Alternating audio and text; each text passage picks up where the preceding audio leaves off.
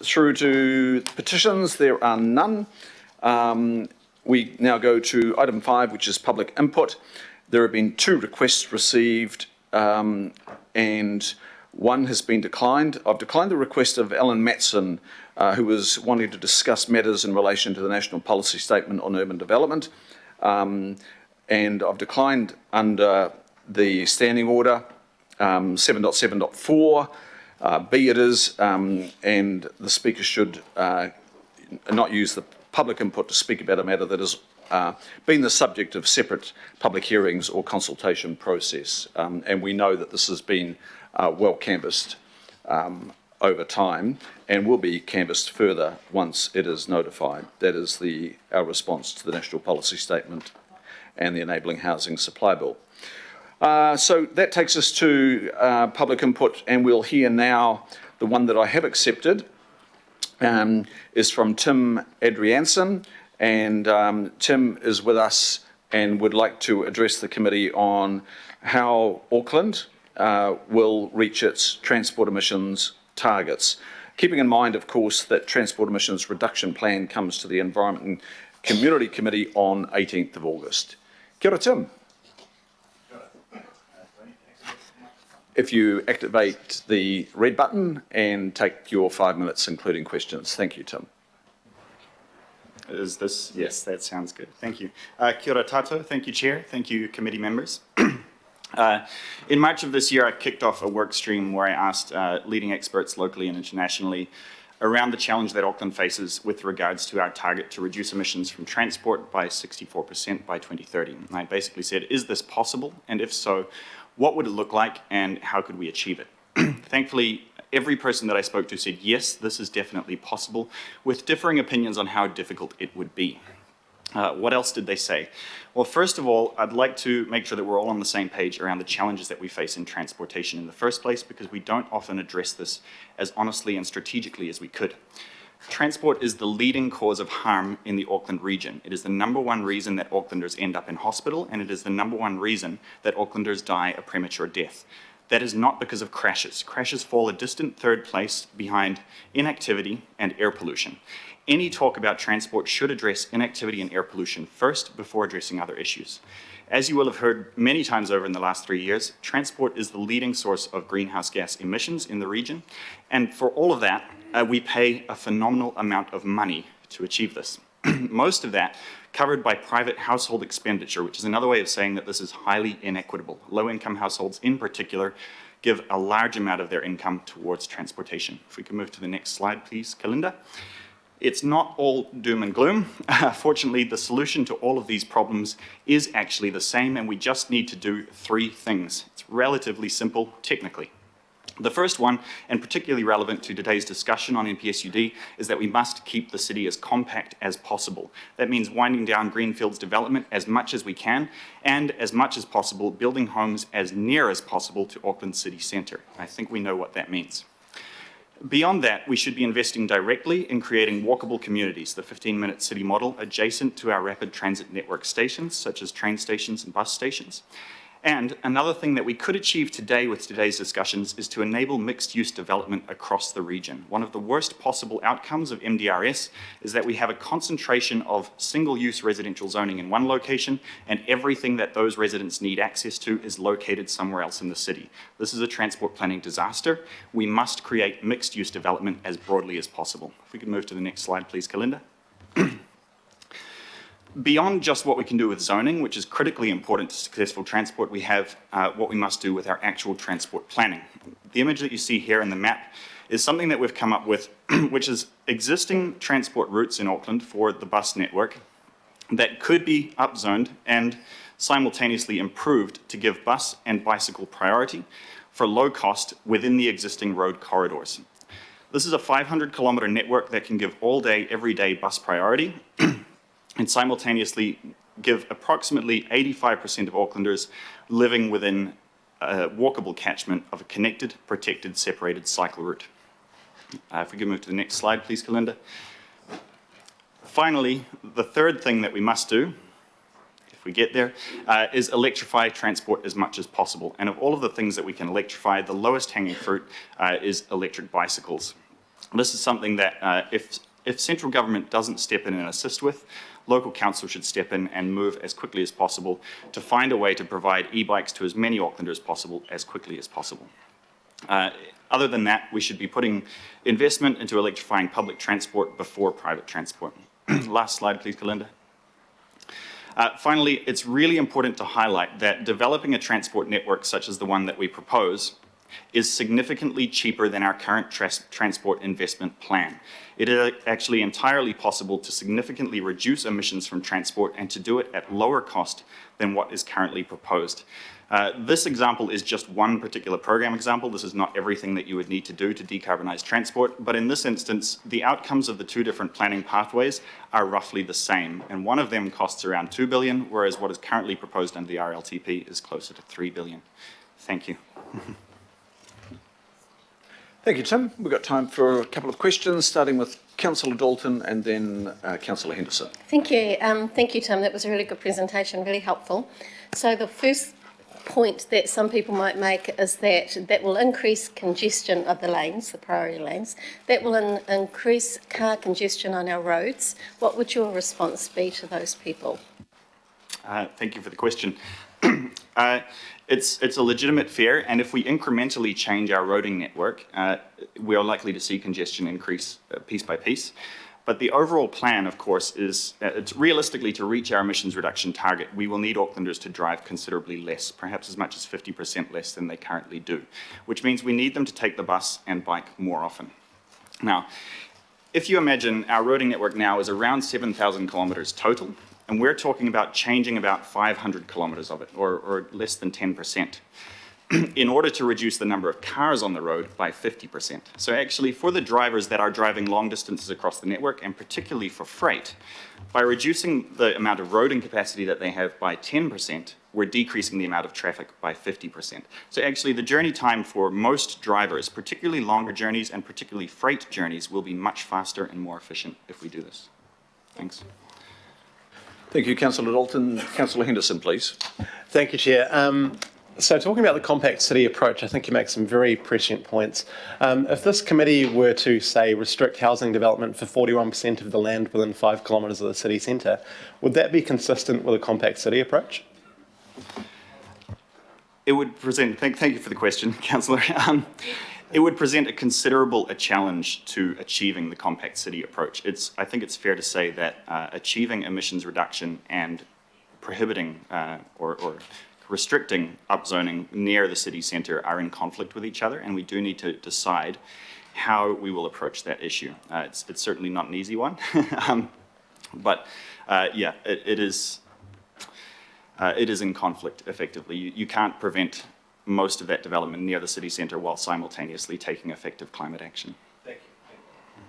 Thank you, Councillor. Now, I've got a number of questioners here, and I'm going to limit it to the final question from Councillor Bartley. The next is from the Deputy Mayor Cashmore, then Councillor Coombe, Councillor Hills, and then finally Councillor Bartley. Deputy Mayor. Thanks, and thanks for your presentation. My question to you is, you're talking about the significance of the city centre. I would argue with you that there are workplaces that are increasingly more important than the city centre, such as East Tamaki, Highbrook, Manukau, the airport precinct, which is about to employ another 40,000 people over the next 20 years, and in future, the south precincts with the big employment areas around Drury and Glenbrook. So is it more important to have everyone focus on the city centre or focus on people living close to where they potentially can work? Thank you for the question. Yes, the answer is that what we want is people living close to the opportunities that people need to access. And of course, that extends far beyond just work. Most of the trips that people make are not work-related trips. The city centre is both the most dense location in terms of job opportunities, but also in terms of social opportunities, educational opportunities, etc. So in terms of trying to achieve a target by 2030, which is a very rapid transformation for this city, the low-hanging fruit is the city centre, and this is why I say we should upzone near the city centre. This is where we already have a concentration of jobs, education, medical opportunities, social opportunities, etc. And moving as many people as close to the city centre as possible will have a bigger impact on emissions reduction discussion. But of course, all of our metropolitan centres, all of our town centres, and much of what we're seeing under NPSUD is beneficial and will assist, and then also the bringing of the mixed-use development, having people living close to those high centres of employment and bringing along the commercial and the social opportunities to those areas is just as valuable as shifting where the people live. Thanks. Thank you, Deputy Mayor. Thank you, Tim. Councillor Coombe, please. Thanks, Chair. Kia ora, Tim. Thank you for an excellent presentation and really fantastic visuals, very clearly presented. In terms of e-bikes, are a bit of a game changer for Auckland in flattening the hills and filling the valleys. Do you have any thoughts on what council could actually be doing to help with access to e-bikes? Thank you. Yes, certainly. I think the best value transport investment at this moment in our history is effectively to just directly subsidise or provide e-bikes. This may not be a politically palatable solution for everyone, but of course we have private operators of shared micromobility who are interested in putting more devices on our street, and the way that we manage them at the moment seems to be treating them more as a commercial activity or even a burden on our streets than as a transport opportunity. I think there's a strong opportunity here to leverage the private operators of the e-scooters and shared e-bikes, perhaps to get some more stringent conditions around where they're stored and parked so that we don't get quite so many of them ending up on our footpaths. But it could be possible to encourage them to locate these at town centres and transport rapid transit network stations across the entire region. And in that way, we could effectively create access to e-bikes without needing to spend a whole lot of capital ourselves. Thanks. Thank you, Councillor Coombe. Councillor Hills. Kia ora, Chair. Thank you. Thank you, Tim, for that great presentation. I have two questions. The first one is around the young people you work with and speak to around climate and their anxieties. I guess with July we saw the most rainfall ever and 5 major flooding incidents across the country, and also it was the 4th hottest, I think. So without action, what are people's feelings about Auckland, the young people in our city? Thank you for the question. Yeah, and a little bit abstract and does speak to something that I think weighs heavily on a lot of people's minds, particularly advocates in this space. We often end up being a safe space for people to talk about how they are feeling about this issue. And many people, almost on a daily basis at this point, will come up to me and express the level of anxiety or hopelessness or depression that they have around the climate situation that we face. And it's not a topic that's easy to talk about, but it is important that councillors hear it, actually, that a lot of young people are starting to feel hopeless about this issue because they are not seeing it tackled in a genuine way. We're getting a lot of talk, but we're not seeing a lot of action. And I'm really strongly encouraging our councillors and our political leadership at this point to start turning the words into genuine, concrete actions to shift that. I think that would give people a lot of hope. And the other part of the question and sort of what you're saying is that a lot of people are seeing Auckland lag behind. I can point out, for example, statistics just came out a few days ago from Brussels in Belgium, who have managed to reduce vehicle kilometres travelled, or VKT, by 40% since 2019. This is almost the level of change that Auckland needs to see, and it's happened in the time span that we have had our emissions plan to Taruki Tāwhiri. We have managed to increase vehicle kilometres travelled and increase emissions. So we are falling behind cities internationally. We really need to lift our game. Thanks. Thank you. My last question is just, often we hear, car haters or pushing people out of cars or things, but we're not providing the options for people to change. And I guess, how do you see this as a benefit to everyone, whether they drive on or don't drive, or have to drive and want to choose something else? Right. Yes, thank you. And actually, much of my work these days is involved in advocating for people who can't drive, and they're often forgotten, young, elderly, and disabled in particular. As many as a third to even 40% of Aucklanders actually cannot drive a car.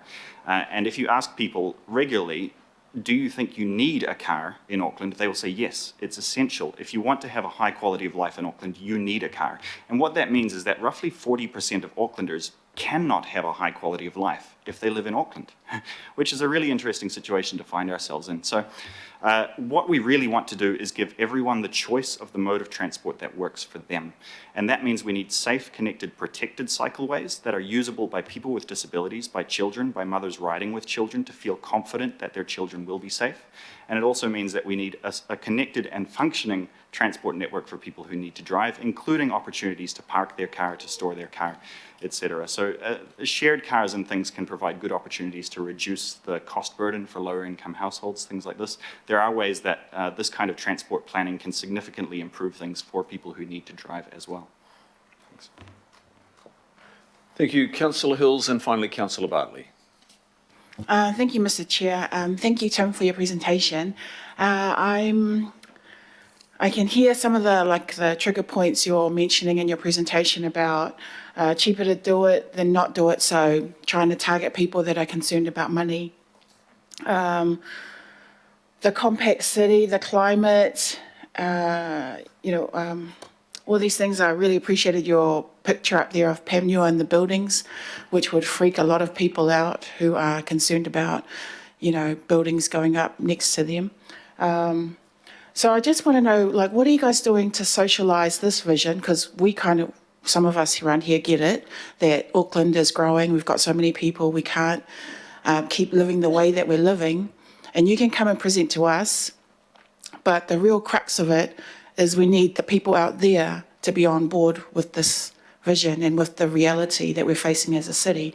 So how are you going with doing that bit out there with the people? And we will do our bit in here with our people. Tim. Thank you. And very good question, very good question. I do work, there's an extended whānau of climate groups at this time, and the climate concerned people are typically quite receptive of the education that you might bring to try and communicate why a more compact city and upzoning is necessary to reduce emissions. But I do think it is unfair to expect advocacy groups. All of the work that I do and the people that I speak to are volunteers. We're mostly getting home in the evenings after full-time jobs, staying up late at night, pulling this stuff together, doing the research, producing the reports, putting in submissions.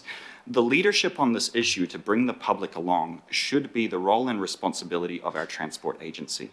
If we need to change our transport system, the leadership must come from Auckland Transport. The governing body and the executive team of Auckland Transport should be responsible for communicating effectively to the public why this is necessary. And it is necessary. There is no choice, particularly with MDRS. Our city will grind to a halt if we do not change our transport system. Our planet will become uninhabitable if we do not change. So there is no choice to do this. We can either do it the easy way or the hard way. We can either do it quickly and effectively, or we can drag it out, consultation by consultation with media headlines left and right and center. If we want public buy-in, it must come from genuine leadership from the people whose responsibility it is to deliver this system. Thanks. Thank you, Tim. So true. Yes, the responsibility does sit with us and Auckland Transport. Tim, thank you so much. Look, your just relentless advocacy in this area is recognised. You've been putting in a lot of work in this area, and we are very grateful to you for that and for your comprehensive presentation today, written and orally. We're going to refer that to the Chief of Strategy of this committee, who is also working with Councillor Hills and Councillor Coombe on the Transport Emissions Reduction Plan, coming to the Councillor Hills Committee very soon, and will be before Auckland Transport Board very soon as well. So it's appropriate that we refer your work, your most recent work, to those respective executives. And we will do that. Councillor Henderson, you'd like to move, and Councillor Hills, can I have your second, please? Thank you, Tim. I'll move. It's moved and seconded. All those in favour say aye. Aye. Contrary, no, and declare that carried. Thank you, Tim.